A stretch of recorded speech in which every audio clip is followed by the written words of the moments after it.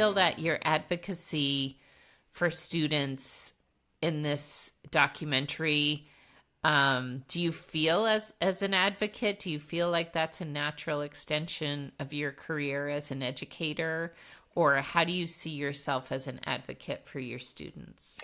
So absolutely. I have children of my own. They're 12 years old now, twins, a boy and a girl. And, from the time they were born, I came into this position when they were about a year and a half old.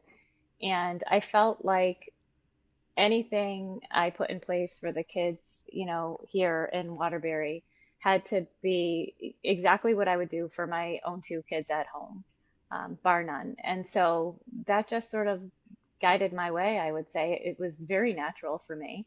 And at one point, as my kids got older, they had some difficulty learning how to read in kindergarten and first grade, and were in a school system that at the time was not able to diagnose and remediate some of those things. I worked very closely with them, and they were fantastic in collaborating and supporting, those needs. So I advocate for the students in Waterbury. I did end up advocating for my own children. I advocate for kids within the town where I live still to support as a formal advocate. But I'll say here, and I've said this out loud several times to my team, we have, I should mention, a reading department here in Waterbury across the 23 elementary schools that includes 1 to 3 reading teachers in every single school. Many also have reading tutors that we bring in and train.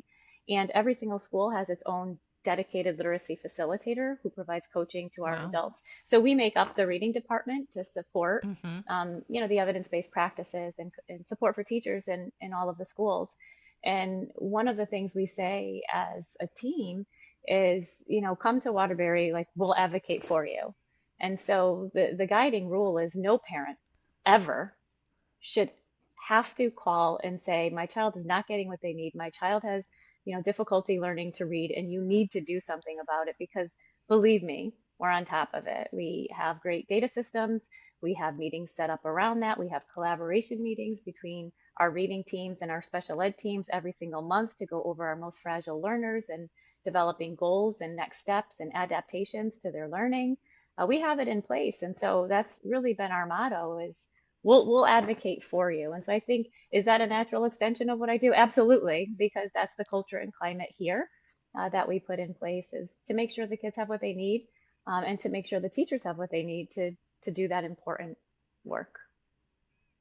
Yeah. And such an important piece. I don't have children of my own, but nieces and nephews and friends' kids, and just different people over the years when they come to me. I was a speech language pathologist previously as well, and so they come to me with some of their evaluations, and to your point, they're talking to their district saying, I need help. Like, how do I navigate this system?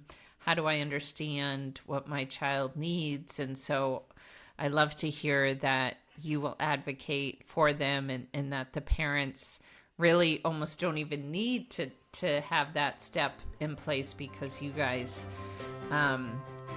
do.